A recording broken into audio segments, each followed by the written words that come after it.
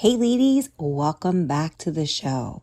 On today's episode, we are going to talk about how to navigate and strike that balance between that relationship with your health goals and also that feeling of self-love. For women over 40, that relationship sometimes often feels like they're opposite. On one hand, you're encouraged to embrace yourself, love yourself unconditionally, celebrate the strength that has come from all the things that you've been through, and this feeling that you have to accept yourself how you are right now.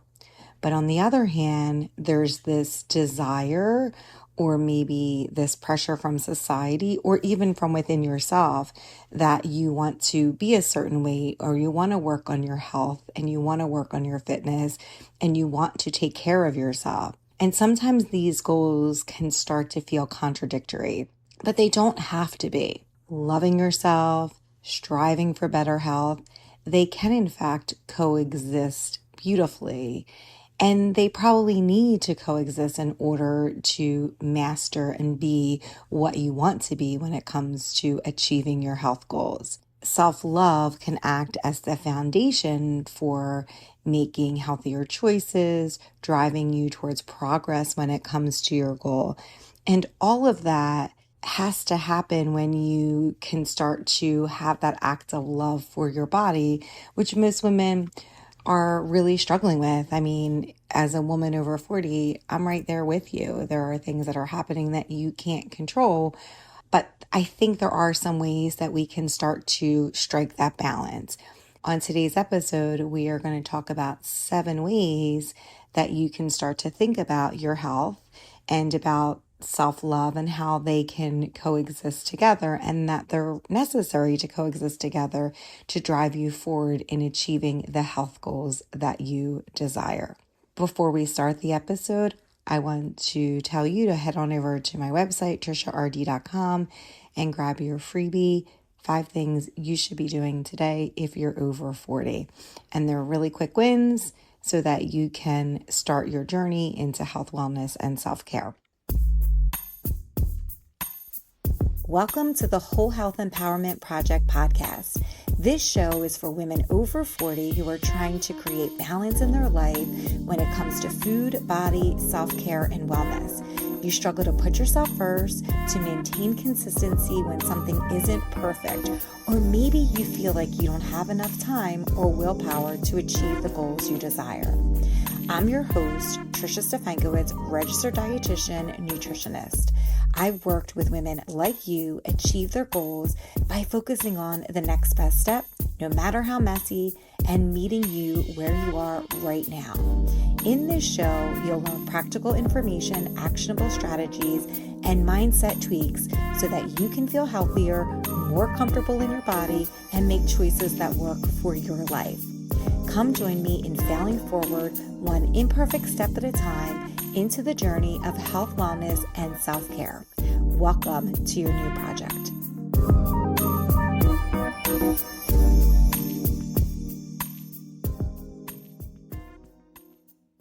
So as we start to navigate this idea of finding balance between starting to feel like you have more love for yourself and your body, but that also you're striving for health that is better than maybe you have had over the last couple of years, let's start talking about the 7 different ways that you can see if they work for you to start thinking about having balance when it comes to this topic.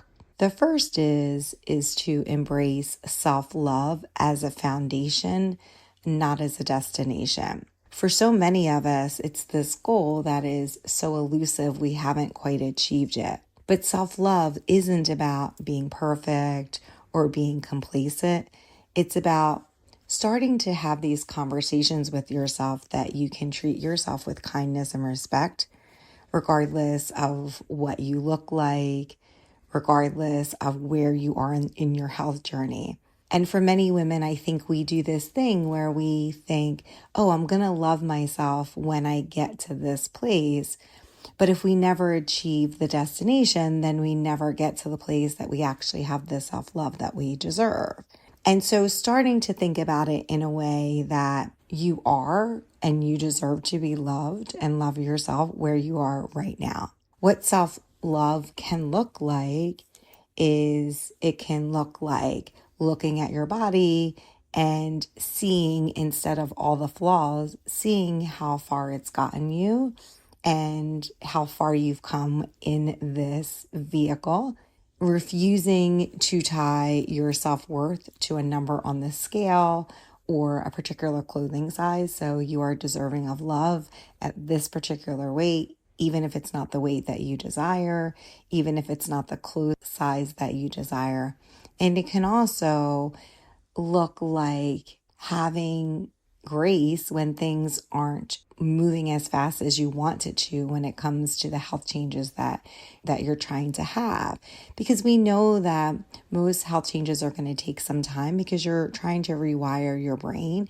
And if you're a woman over 40, you probably have a good 30 to 40 years of things that need to be rewired. But what it is not when we're thinking about self-love, it's not this thing that you're going to use it as an excuse to make positive changes that you know you want to make.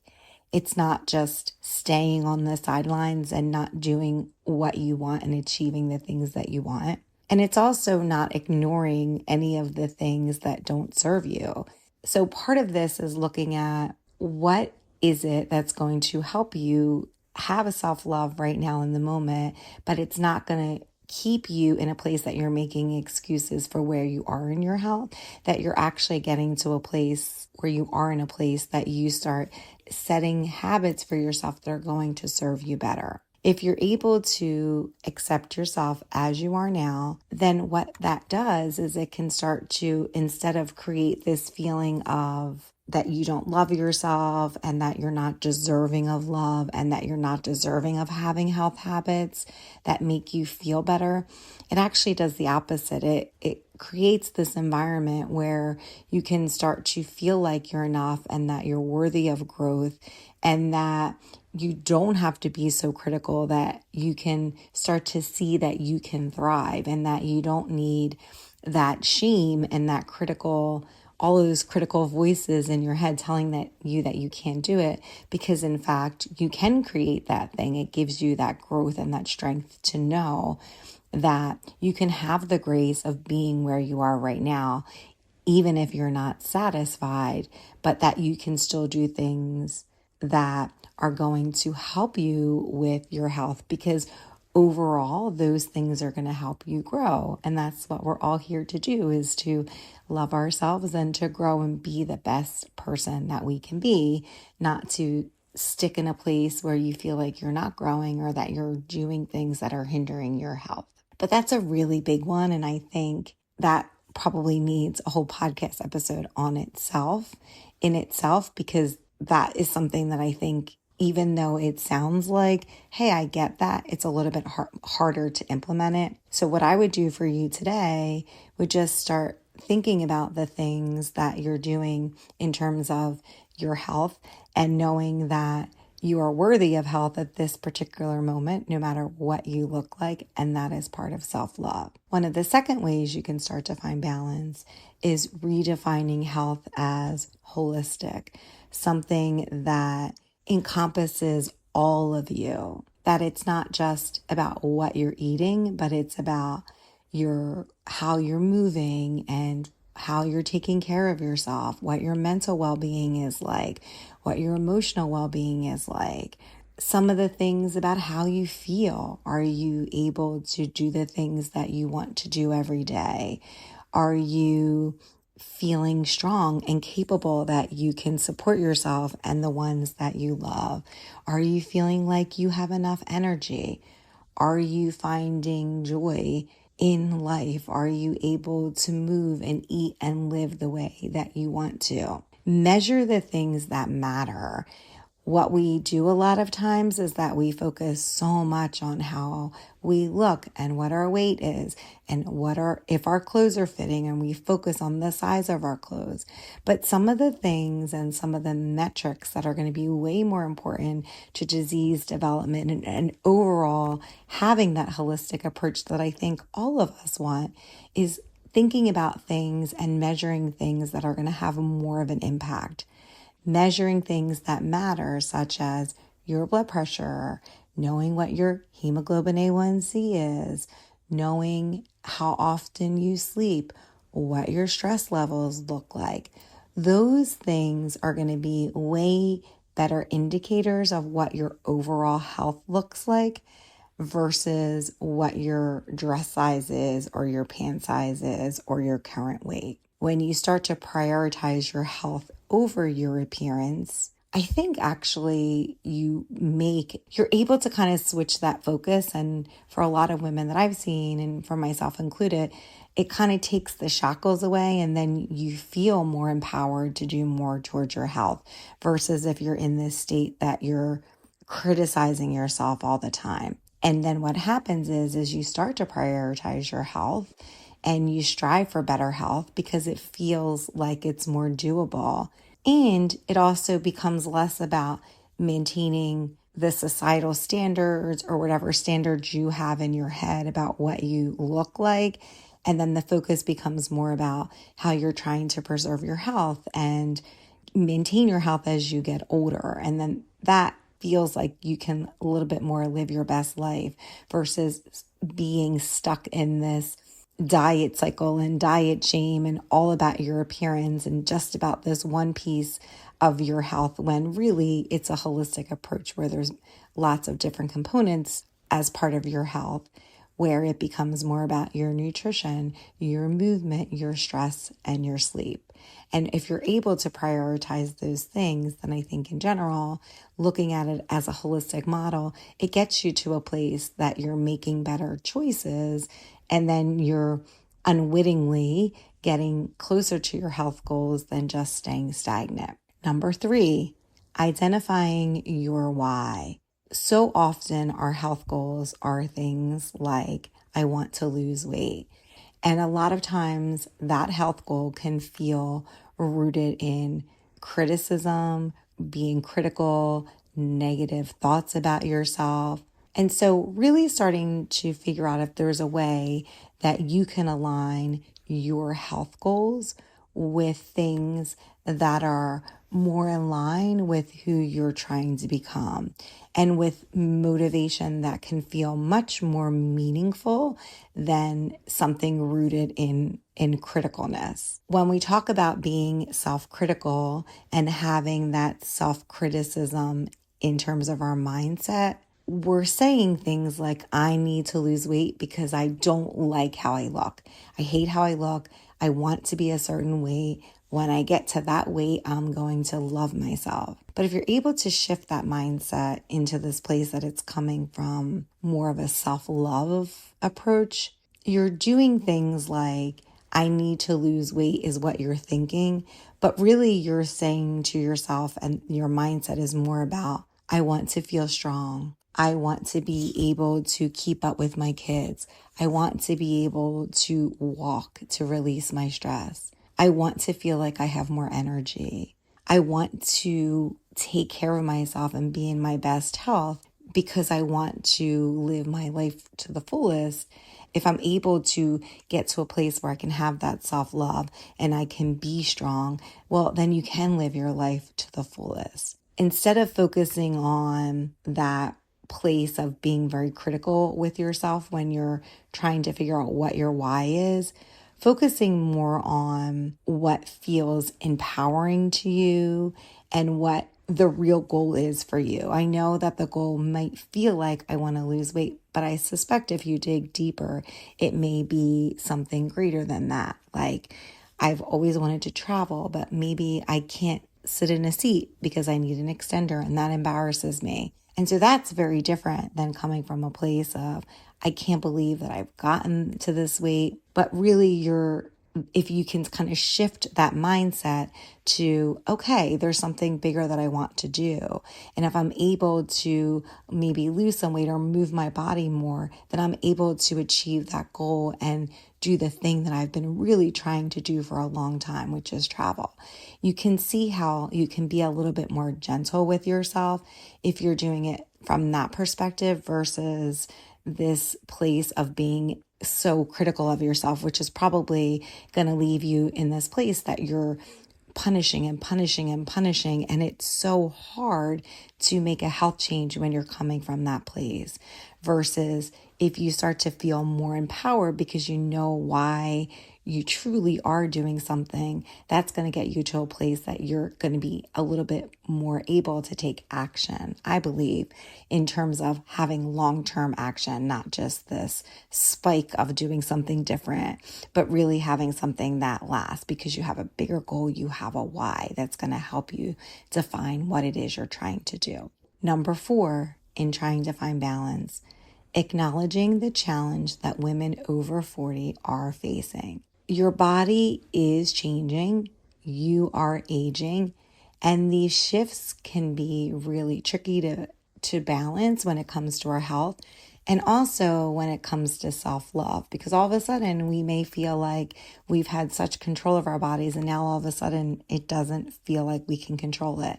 And it's very hard to feel and accept that feeling of self-love when you're in this place that you feel like you can't control a lot about what your body looks like and what it's undergoing. Know that there are physical changes that have happened to your body. You may still be in a place that you're trying to lose baby weight 10, 15 years later.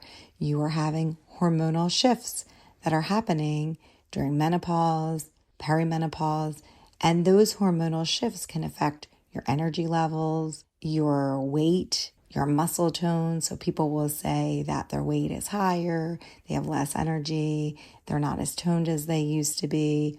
We know that as you age, you will have a slower metabolism, and that is going to contribute to having a harder time possibly losing weight. But it's not that you can't. It just might feel a little bit harder for you in the sense that the things that you used to do may not work or may not work as fast as they used to in the past. You may have a lot more joint pain that is going to limit what you can do in terms of exercising, so you have to modify. You may have a decrease in flexibility so that you'll also have to modify things that you used to do. You're going to have some emotional changes that this lifetime of dieting can leave emotional scars on what you feel like you look like and your overall body image. And then I think the big thing is what we're all struggling with is trying to figure out how to balance work and home and how to also add in here this time that you're putting towards your health. And it can feel like that's a very hard balance to strike when you have your parents that need you, your kids that need you, you're working, and then also you know that you want to make health a priority, but how do you actually do that in terms of timing? But if you're able to acknowledge that these things are happening, then you don't have to accept it as defeat. It allows you to work with your body, not against it, so that you can start to find approaches that honor where you are presently. So if you're someone who is really struggling with how do I manage all of my anxiety and then also work out, maybe you do a couple steps a day more than you normally do. Or maybe you let go of trying to exercise or have this expectation that's unrealistic that you're doing 7 days a week and you concentrate on just getting 2 to 3 days a week in. And then once you're able to do that, then you can build on it. So it doesn't have to be this all or nothing if you're able to just kind of see that they can help each other, they can work together, that you can have a self-love, but acknowledge that there are challenges and then try to figure out, which I think is what we try to do on this podcast, is how to navigate all of those challenges and to how to give you ideas that can help you figure out what would work in your life. But I think just acknowledging that there are some things out there, because a lot of times we're all struggling, and nobody's giving each other validation that we're struggling, because we're all doing the same thing. We all want to be validated. So I'm validating this for you, that there are things that are out of your control, but it doesn't mean that it's over in terms of having health changes. It just means that you're validating how you're feeling, and then you're going to start to work with your body and find ways that you can have what it is that you want when it comes to your health. And that maybe for you, it's going to just be starting small, doing something small. That's how I start too. But just acknowledging that there are things happening in your body that you can't control is the validation that I'm giving to you today. Number 5, practicing gentle accountability. Setting goals we know are important. How being accountable, whether you're having self-accountability or you're being accountable to another person, can really help when it comes to achieving your health, wellness, and self-care goals. I don't want you to be rigid where you're setting these goals that are never going to be achievable, or maybe they'll be achievable one time, but then not after that. So I don't want you setting goals like, I'm only allowed to eat foods that are clean or that I've made, and anything else is a failure. Or you have to work out 6 to 7 days a week, and anything less is not worth my time. Instead, thinking about you're aiming to move your body a few times a week, you adjust as you get better. Or if the goal is too much, you adjust down. Focusing on things that are going to help you, as opposed to like things that are going to help you stay committed versus things that are so inflexible that you're never going to do. When it comes to eating, a gentle accountability approach would be to focusing on meals that are going to nourish you, that are going to make you feel good, that are going to take you to where it is you want to be. And maybe you don't have to eat that way all the time. You're doing it most of the time. So being a little bit more flexible and gentle with yourself allows you to stay committed to your goals while being flexible enough to adapt to life's demands. And I think that will also allow you to feel that self-love, because it's coming from a place of self-love, but you're also doing what you believe you can do at this time. And you're doing something versus being in a place that it's that all or nothing feeling, that I can't really love myself because I didn't achieve this thing today. That you can do what it is you feel like you can do, and that you're still deserving of love, but you're still doing something that's taking you and giving you progress towards the goal that you're trying to achieve. Number 6, creating a positive feedback loop. When you approach health from a place of self-love, every small step that you're doing towards that goal is giving you your ability to achieve your goals.